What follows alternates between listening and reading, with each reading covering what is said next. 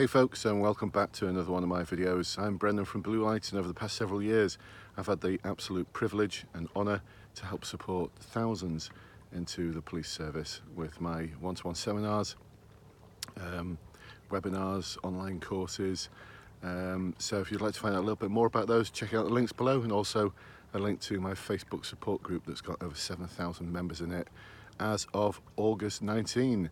And because it's August 19, here we are in Vouvourou in the Sithonia Peninsula in Greece, where myself and the other Bluelights are taking a little break. Normally I announce welcome to York or Leeds or Croydon or one of the other venues that I do my seminars in, but here we are in Vouvourou. I think I'm pronouncing it correctly, and what a beautiful place it is as well. I know the work doesn't stop for me, because I've had quite a few questions from people saying, so you're running this final interview seminar soon, what exactly does it involve? So yeah, in a week's time, yeah, it is a week now, 28th of August, Wednesday 28th of August in York, I'll be back and running one of my final interview seminars. I don't run them often, but I had a request from a couple of candidates for North Yorkshire Police who are a little bit puzzled about the concept of a strengths-based interview, which is what they've told it's going to be, and some exercises as well, and they're not sure about what these exercises are going to involve. And to be honest, neither have I. I'm not sure exactly what they'd involve, and my guess is at the end of the interview you'll probably be told not to reveal the contents of the interview to anyone else, so I'm not going to ask. But the thing is, if you apply certain structures to any question or any exercise, then you're going to be able to manage them as long as you've got the life experience behind you.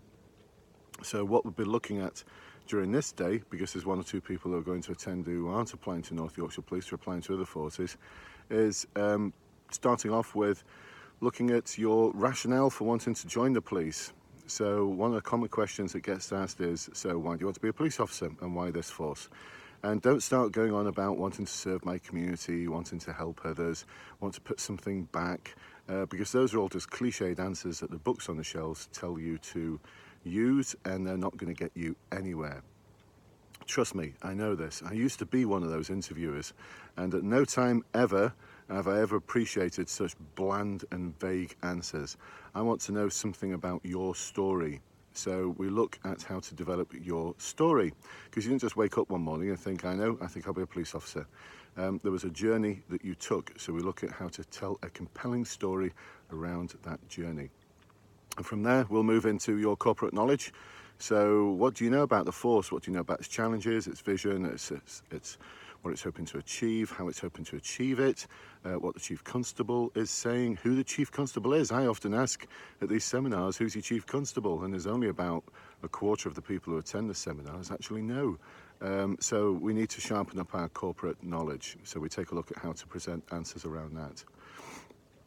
Following that, we'll take a look at the Competency and Values Framework, and we'll look at how questions are developed from the Competency and Values Framework, and look at how to structure a really strong answer around the common questions that get asked around the Competency and Values Framework, or if your force is still using it, the old competencies. So it's all about structure, folks, making sure you've got a really good detailed structure, and we look at the SARL process for that, SAARL, as opposed to STAR. Problem with STAR is no one seems to know the difference between task and action, so I've broken it down into a completely different structure. Well, it's not completely different, but it's a lot more detailed, and it's the sort of detail that's going to get you a pass, and you're going to tick all the boxes on their marking guide. Strengths-based interview. My guess is it's going to be something along the lines of, tell me what qualities you have which will help us or will make you a competent police officer. And then you'll tell them about those qualities, and then they'll say, tell me about a time when you've demonstrated those qualities.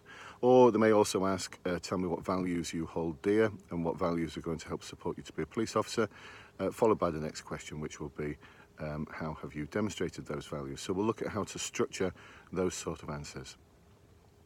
Now, I think these exercises are commonplace. A lot of forces use them, and they tend to be situational exercises. What would you do in this scenario? And for that, we use two different models, CUDSA and NDM, and I'll tell you more about that when you actually attend the seminar. So there's a bit of a teaser for you.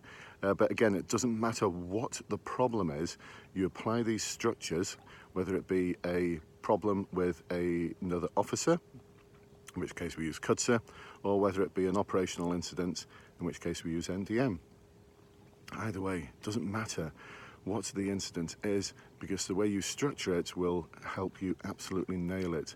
I learnt this as an inspector. I learnt it as a sergeant as well, actually, and as a constable, but mostly as an inspector.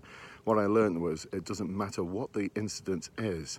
It doesn't matter whether it's a murder investigation, a rape of a 2-year-old, or a sudden death that's not a sudden death, looks like a murder, or someone's been shot in the street, and all the sort of things I've dealt with. It doesn't matter what it is.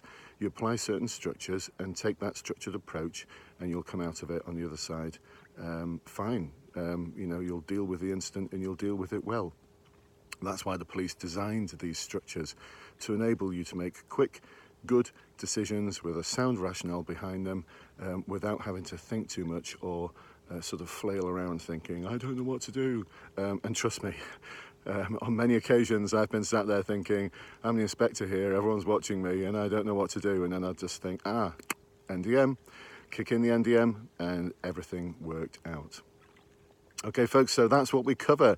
That's what you're going to expect over an 8-hour period in York. So if you'd like to find out a little bit more about how that works, please do let me know. If you can't make that, I'm in the process of designing a final interview online course, but that's not going to be ready for a month or so.